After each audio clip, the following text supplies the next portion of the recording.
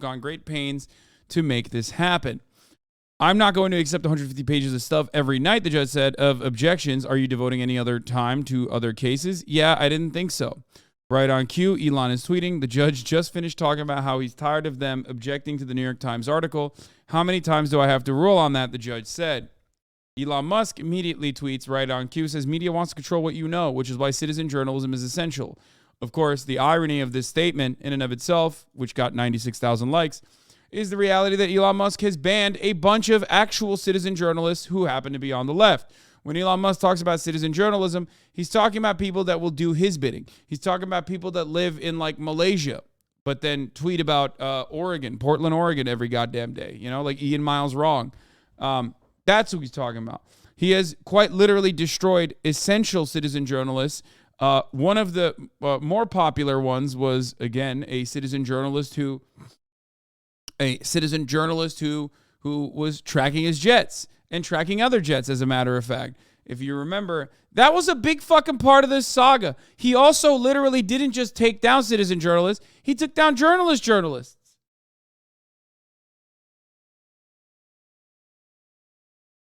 Like, he took down, like, Chad Loder, many other anarchist writers, many other anarchist, reporters. But he also took down, like, fucking people who write for Washington Post. It's crazy. He just means whoever doesn't like him. That's it. Now, if you're familiar with today's topic, Elon Musk got Tesla tangled up in a securities fraud lawsuit for tweeting this. The funding was not, in fact, secured. I'm considering taking Tesla private at 420. Funding secured. Some of you may recall the SEC fined him $40 million in 2018 as a result and forced him to step down as chair of Tesla's board. Now he's getting sued by investors who own stock over a 10-day period, claiming the tweet cost investors billions. In April, the judge presiding over this case determined that most tweets were false. Now we have a jury that will rule on the extent of any damages, whether Musk acted deliberately, and whether the statements affected Tesla's share prices. Last but not least, Elon argued he wouldn't get a fair trial in San Francisco due to local negativity in the Bay Area and press coverage around Twitter acquisition. He asked the judge to relocate to West Texas instead. Obviously, the judge said no. This man sure does have his priorities straight today. The World Economic Forum should control the world, says Elon Musk. We're on recess, which is giving me time to catch up to speed and perhaps giving you time to think more poll ideas. So I do find this hilarious that he tweeted this because, like, he is the World Economic Forum. The fuck do you mean? You are literally the World Economic Forum. You are, like, who do you think the World Economic Forum is defending?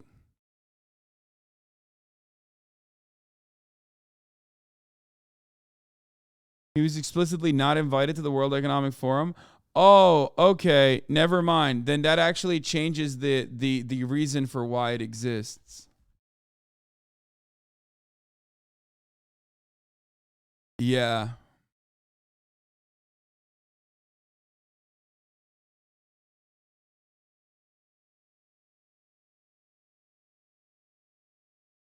The jury was just brought in. The judges apologized for the late start. Opening statements are now starting with the plaintiff's team kicking it off. There is no dispute that Elon Musk lied, the plaintiff's lawyer said.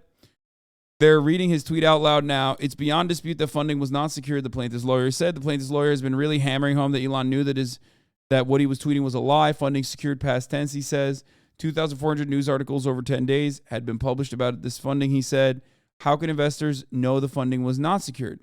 The market believed funding and investor support was confirmed, he says. Late on August 16th, the New York Times paper of record, he says, published a detailed on-the-record interview about the tweets. One plaintiff is a self-made man, his lawyer says. He's been trading by himself with his own money. He believed in Tesla. He'll describe how his life savings for the last 50 years almost wiped out due to Elon's tweets. Now we're switching over to Elon's team. They're bringing up a calendar to keep track of the dates of the 10-day period. Elon Musk was considering taking Tesla private. That was indisputably true, and they cannot prove otherwise. But now we're in a court discussing whether it was a fraud. It did not materially matter to the market, he says. How can you claim that? How can you claim that it did not materially matter when he is the key man. Okay, so everything he tweets materially matters to the market. But like, this wasn't even just him smoking weed on the Joe Rogan Experience, which like lowered stock prices. This was him saying something about the stock itself. It is such a clear-cut instance of stock manipulation. I don't know how you can defend this.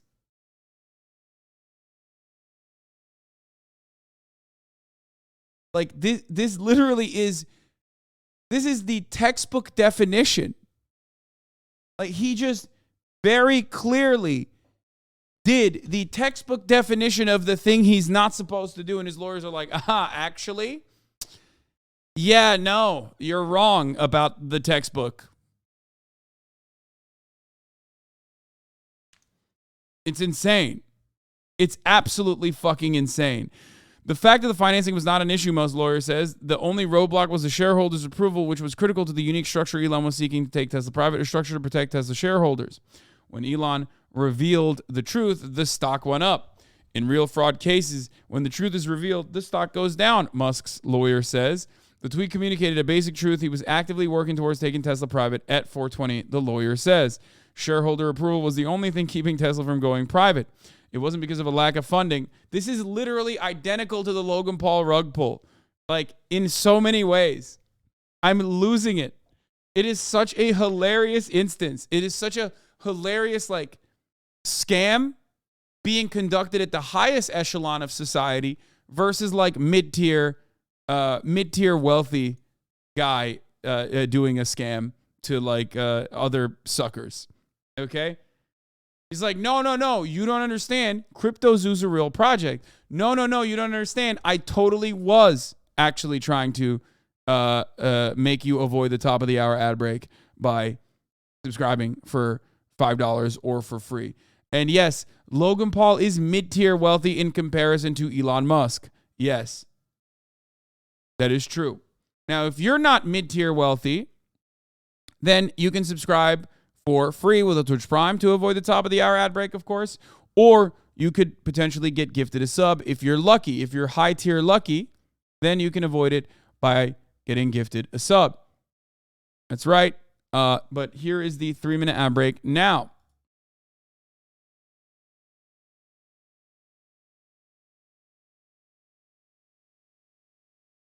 The Thermal Crab, thank you for the 10 gifted subs.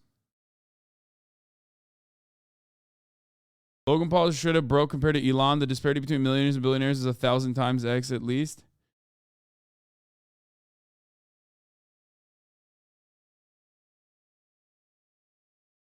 Monty G, thank you for the 5 tier 1 gift subs, allowing 5 people to no longer see the ads at the top of the hour. Yes, the Tesla FSD demo was fake. We talked about that already yesterday, but we'll cover it again.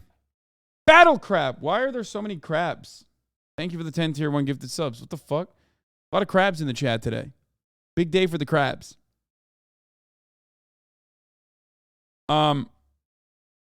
Anyway, Musk's lawyer is now explaining that Tesla's pathway to profitability. You build a sports car to make money, take that money to build a more affordable car, and then take that money into building a more affordable car. Except that's a wonderful way to explain profitability. However, you never built the sports car to make the money to begin with. You just took money to build the sports car. And then, like, where is that sports car? And then you built the affordable car, sure. And then you took that money to build a more affordable car. It's no longer affordable. Musk's team was literally sleeping in the factory to get this done. He adds, they fought their way to 5K vehicles a week by July. This accomplished this goal. The accomplishment was to allow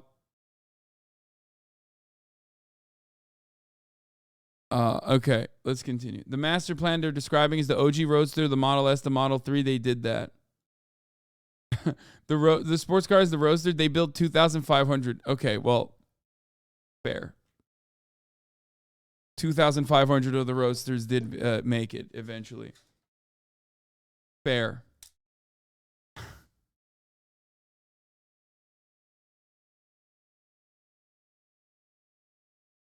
Anyway, he adds they fought their way to 5K vehicles by a week. By July, Tesla accomplished that goal. This accomplishment allowed Musk to think about going private. He had reasons. Wild swings in the stock price were a distraction for the employees who were long-term holders of Tesla stock. His lawyer adds Saudi Arabia had the kingdom's money to pursue Elon Musk and Tesla. Musk's argument in court is that Saudi Arabia's public investment fund agreed to provide the financing. His connection to Saudi Arabia is so wild.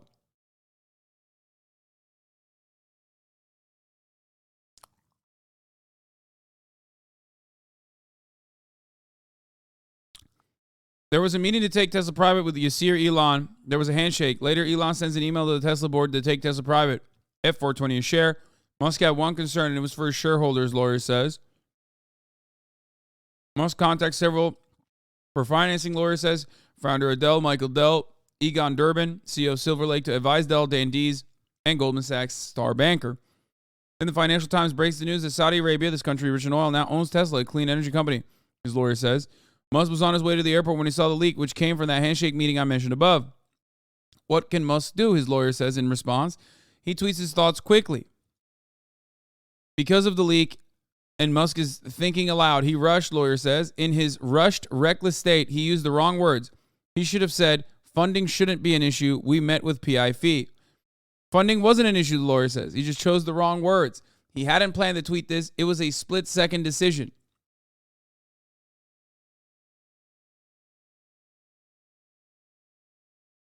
Guys, his crackpot team of lawyers got him off a defamation suit by saying pedophile is actually slang in South Africa.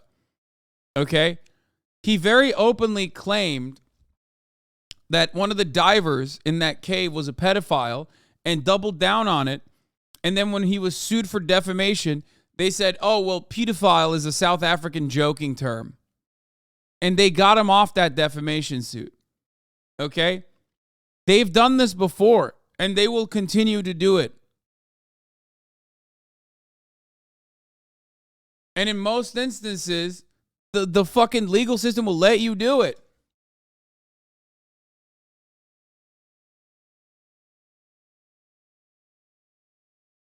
Yeah, he also sent a PI after the diver to prove that he was a pedophile, but that's and failed, but that's besides the point.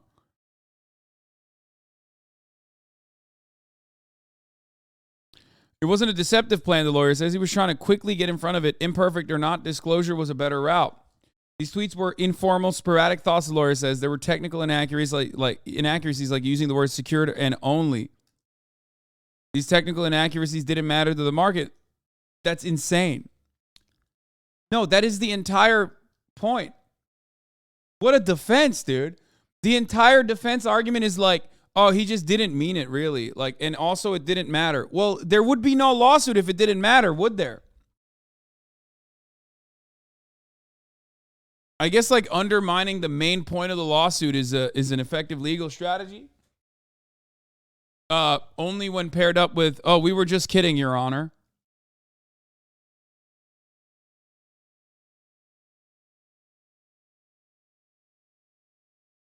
If the market knew all the backdrop we've been discussing, not in a short form tweet, it wouldn't have made a material difference to a reasonable investor, most lawyers said. When the market does react, it's the possibility of a transaction, not the throwaway funding secured. They are trying to argue that no reasonable investor would believe that that was possible, basically saying that plaintiffs were irrational. Why? First of all, they're Tesla buyers. Like, not Tesla the vehicle buyers, but Tesla the stock buyers. Okay? So technically they are irrational, thinking that Tesla's valuation is like normal. Okay? But that kind of takes the market, that kind of keeps the market afloat. Okay? Now, none of that matters ultimately, because even if you're not a buyer of Tesla, or a firm believer in Tesla, you would still look at that tweet and go, oh, he definitely did. What?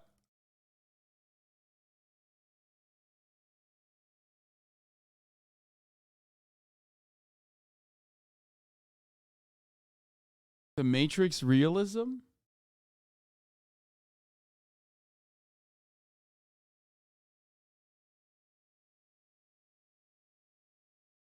Whether or not the plaintiffs or whether or not the purchasers of the stock were irrational doesn't change the reality that, like, he definitely made a statement that manipulated the stock price, and it was a falsehood.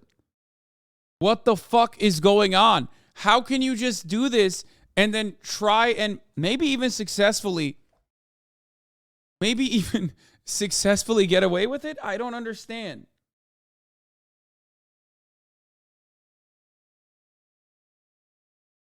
Twitter haikus, they don't move the market, his lawyer says.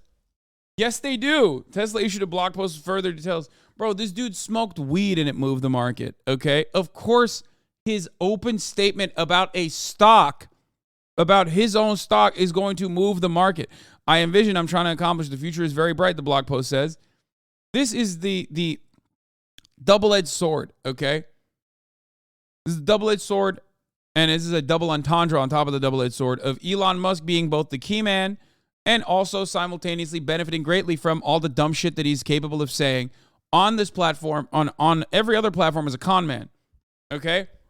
When he says some crazy shit like fully self-driving is, something that you can pay into and automate your vehicle in that way without really fearing that you will cause an 8-car pileup in a tunnel.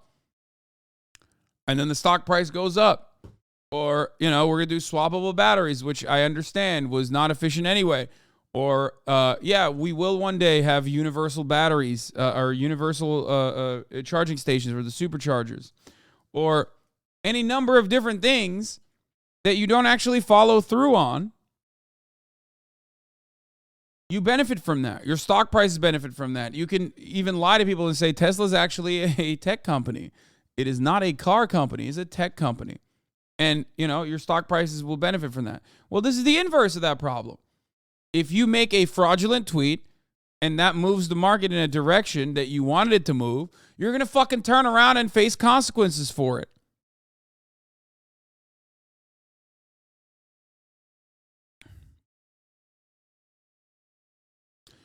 I envision I'm trying to accomplish. The future is very bright, the blog post says, according to his lawyer. Everybody knew this wasn't certain. It's in every paragraph that it isn't certain. But the media and everybody starts circling. So the kingdom of Saudi Arabia believes the media frenzy and starts to distance themselves. Musk pushes away as well. During this process, Musk, Tesla execs, and board members didn't sell a single share. Musk lawyer adds, says, in a fraud case, they try to benefit, but they didn't. However, the plaintiffs were betting on Tesla, a high-profile target. Some lost money on that bet, he says. Musk was more than just considering taking Tesla private. He took a bid to his board. Nothing will change the fact that he had sufficient funds to go private, the lawyer says. Nothing will change the fact that this is no fraud. He's reiterating what he said earlier about the stock movements. He's saying that the stock continues to go up as more truth comes out. On August 17th, the stock goes down a lot because of the New York Times article. In the article, there's a throwaway line from an unidentified source that the funding was far from secure. Well, there was no funding. There was none. So it's not a throwaway line.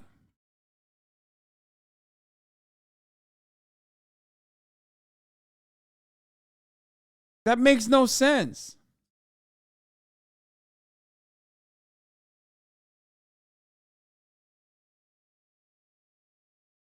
Are you a Tesla stock investor, though? Wait, did you just actually ask me if I'm a fucking Tesla stockholder? What are you, insane?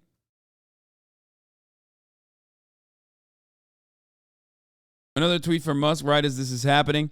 Why did American media go from questioning the state and speaking truth to power to doing their bidding? When he sent this tweet, his mind was pure. His intentions were sincere, and he was acting in good faith, his lawyer says. It was all done for the mission, all done for the shareholders. It was all done in good faith. There was no fraud. End of Elon Musk's lawyer's opening statement. We're now breaking for 15 minutes.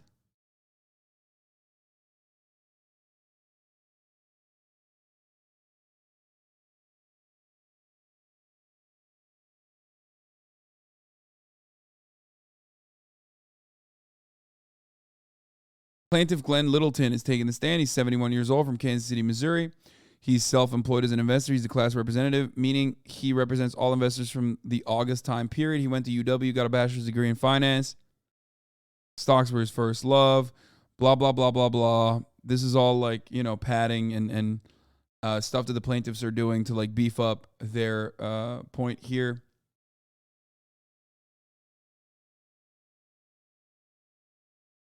He started selling securities insurance policies, the puts, the calls.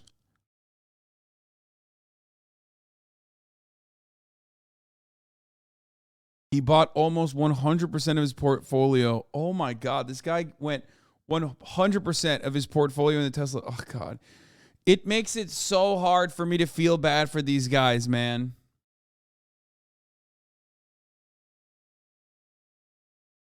It's just like, I don't want to victim blame, but God damn, dude, what the fuck are you doing, my man? What the hell are you doing?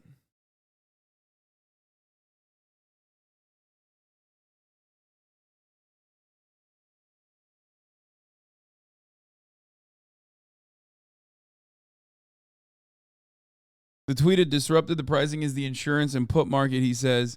Got all out of it by September. Exhibit 524 is coming out, which is a brokerage report from his broker telling him his position in August 2018. How was he monitoring the potentially going private news? He followed the market, the price moves of the stock at that point because the news was so clouded. If it was good movement, he used it as an opportunity to get out. He was focused on getting out of his position to save his livelihood. The damage had been done and to the markets and his equity. He didn't have the luxury of keeping up with Tesla's communications. He was already out of his most at-risk positions. It was too late for me, he said.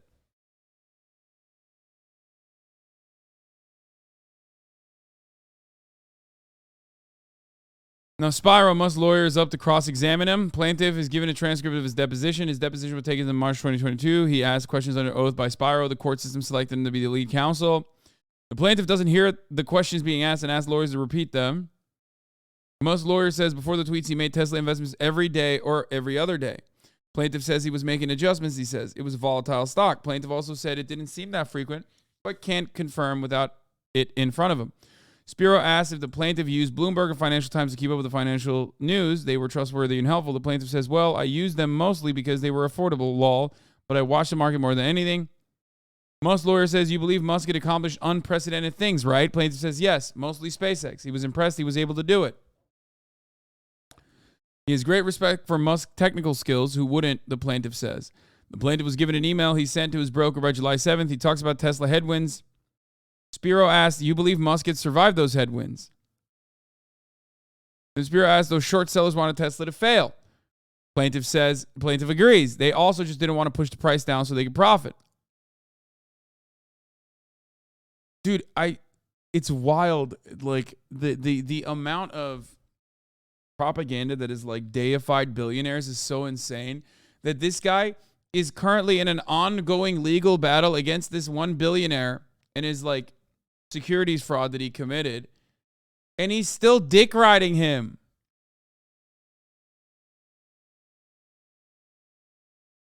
I don't understand how you can do that. Like, how? At a certain point, you got to be like, no, yeah, this guy's bad. Not a good guy.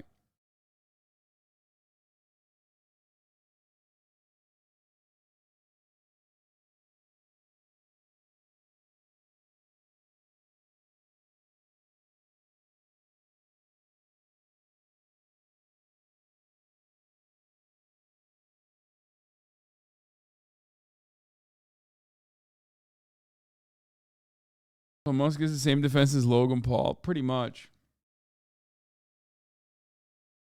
Oh, now they're getting into the nuances of funding secured in the Tesla blog post. Spiro is mostly reading the plaintiff's deposition back to him. Spiro said the pressure of being a public company and having those quarterly earnings are a distraction to that mission. Plaintiff agreed those can be an issue, which is why he was sure Musk would go private per his tweet. I'm done. I can't read this. This is giving me a headache.